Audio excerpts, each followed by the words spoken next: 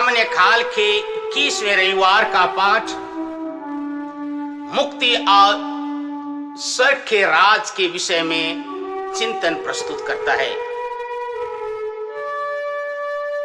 मैं इन पाठों को पढ़कर जॉन पावेल की किताब अनकंडीशनल लव को याद करता हूं, जिसमें लेखक एक सुंदर घटना का चित्रण किया है।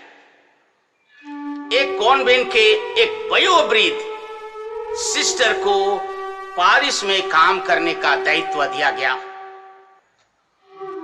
उसकी उम्र और शारीरिक अवस्था को देखकर कोई काम की आशा नहीं की जा सकती थी, लेकिन सिस्टर कर्मठ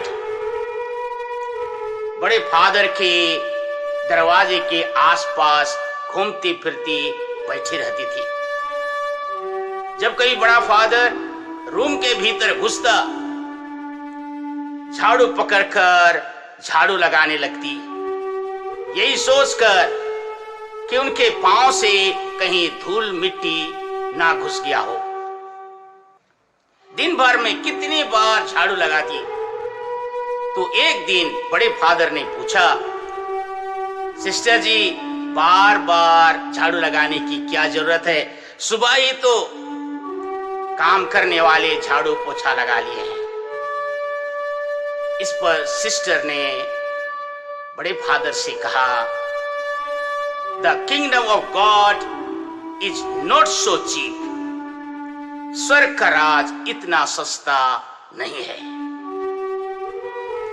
इस परिप्रेक्ष्य में आज का सुसमाचार संत लूकस अध्याय 13 पद संख्या 22 से 30 में किसी व्यक्ति ने यीशु से पूछा, प्रभु, क्या थोड़े ही लोग मुक्ति पाते हैं? इस पर यीशु ने उससे कहा,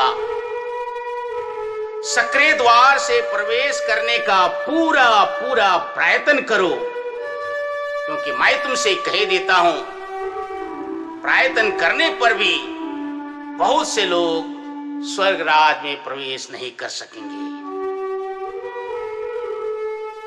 यहां पर यीशु से प्रश्न करता यहूदी है या गैर यहूदी या माने नहीं रखता, लेकिन यह व्यक्ति हम प्रत्येक जन का प्रतिनिधित्व करता है। इसलिए यीशु ख्रीस्त ने हम प्रत्येक जन के मन के बातों को अच्छी तरह से याद दिला देते हैं कि स्वर्ग का राज सस्ता नहीं है। स्वर्ग का राज बपौती संपत्ति नहीं है या रेडीमेड पैकेज नहीं है। स्वर्ग का राज किसी व्यक्ति समूह के लिए तैयार स्थान नहीं है। इस प्रश्न का पृष्ठभूमि जानना बहुत जरूरी है। यीशु के समय यहूदी लोग स्वयं पर विश्वास करते थे कि वे चुनी हुई प्रजा हैं, इब्राहिम की संतान हैं, इसलिए स्वर्ग का राज उनके लिए निश्चित है। और इसलिए कुछ एक लोग बचेंगे, उनमें से यहूदी होंगे।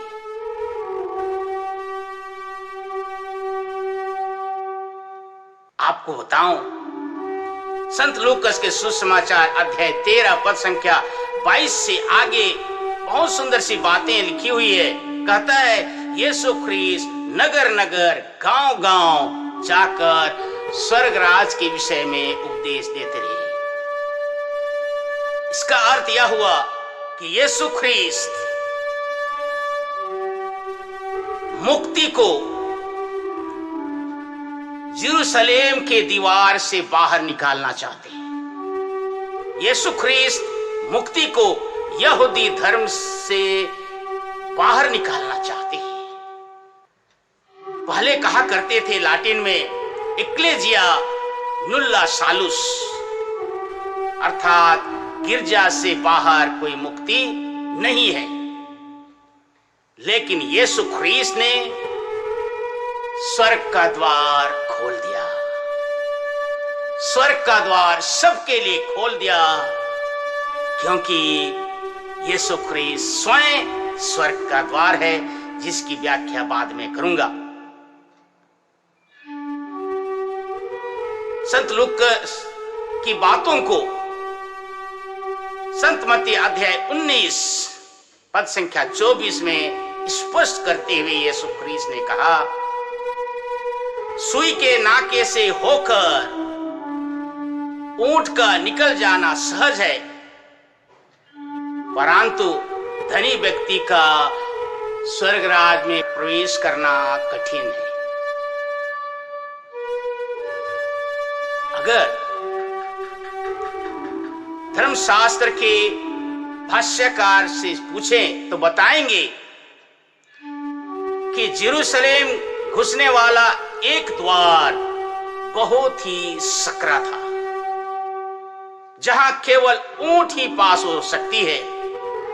भारी बोझ से लदा हुआ व्यक्ति प्रवेश नहीं कर सकता, इसलिए उस सकरे द्वार को उपनाम में कहते थे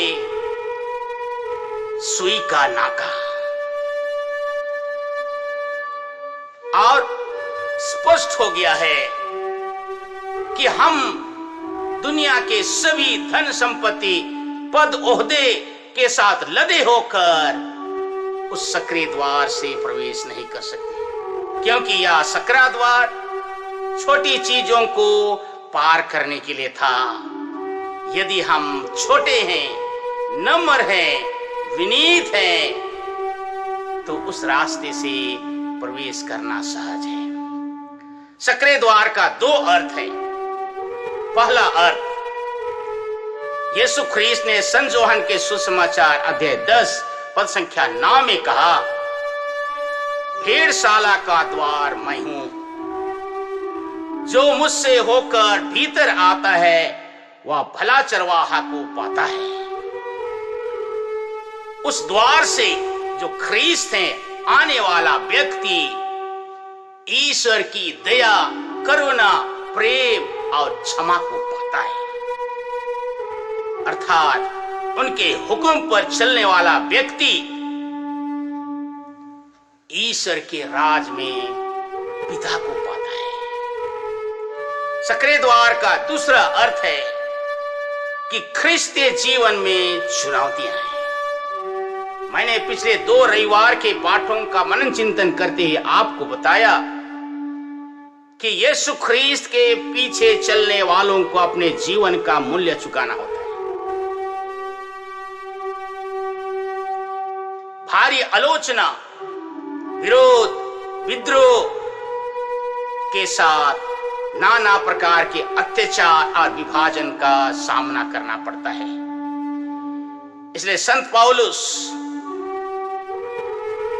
इब्रानियों के पत्र अध्याय 12 पद संख्या 5 से 7 और 9 से 11 में स्पष्ट करते हुए कहते हैं कि जो दुख हम पाते हैं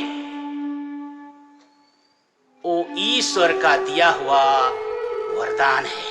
कहते हैं जिसे ईश्वर प्यार करता है उसे दंड देता है, जिसे पुत्र समझता है उसे कोड़े लगाता है। अर्थात यीशु के पीछे चलने वालों को इन सकरे द्वार से अच्छी तरह प्रवेश करने की जरूरत है। आज के परिप्रेक्ष्य में अब जरा बताऊं, सकरे द्वार का अर्थ क्या है।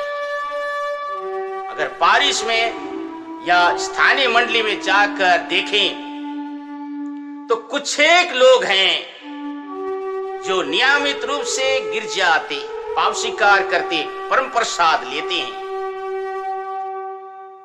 अधिकांश लोगों के लिए रविवार का समय बहुत व्यस्त का समय है। नाना प्रकार के काम को सोचने लगते हैं, करते नहीं है, लेकिन बहाना मिलती है, गर्मी है, वर्षा है, जाड़ा है, जाने की असुविधा है, आदि आदि। लेकिन मॉल हॉल में देखिए, बाजार हाट में देखिए, सैर सपाटा के लिए देखिए, भीड़ की भीड़ लोगों को, अर्थात सक्रिय द्वार से जाने के लिए हर व्यक्ति को चिंतन करना पड़ता है। चौड़े रास्ते पर लोगों की भीड़ उमड़ पड़ती है। इसलिए यीशु ख्रीस्त सुसमाचार के आखिरी भाग में स्पष्ट करते हैं, यदि समय रहते हुए द्वार बंद होने के पहले यदि हम सक्रिय द्वार से प्रवेश करने के लिए पूरा प्रयत्न नहीं करेंगे तो पूरब तथा पश्चिम से, उत्तर तथा दक्षिण से लोग आकर ईश्वर के भोज में शामिलित होंगे। हमारे यीशु ख्रीस्त को ना मानने, उनके हुक्म पर ना चलने के कारण, ईश्वर को जानने और ना मानने के कारण दसों दिशाओं से गैर यहूदी आकर हमारे स्थान में ईश्वर के विवाह भोज के मेज में भाग लेंगे और हम उस समय द्वार के बाहर रोएंगे और दांत पीसते रहेंगे। वक्त है एक चीज जानने का कि स्वर्ग का राज बपौती संपत्ति नहीं है। सिस्टर ने स्पष्ट कर दिया, the kingdom of God is not so cheap. स्वर्ग का राज इतना सस्ता नहीं है। ईश्वर सबको प्रेरणा दे। प्रियजन, वीडियो को देखकर जरूर लाइक कीजिए, कम से कम 2 व्यक्ति को शेयर कीजिए, जिससे मेरा हौसला बना रहे। आमीन।